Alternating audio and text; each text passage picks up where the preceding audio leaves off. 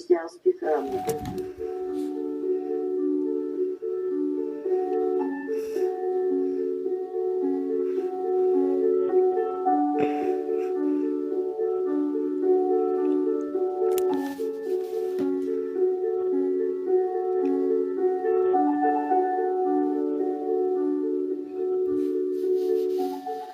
Базиликата на Филипопо е построена някъде в средата на IV век, малко преди или малко след, но една такава огромна сграда не може да се построи за година и две и да се декорира както би изисквал канона.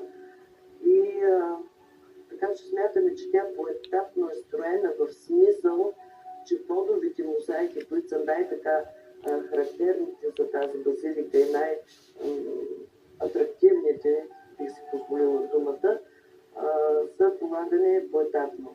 От друга страна,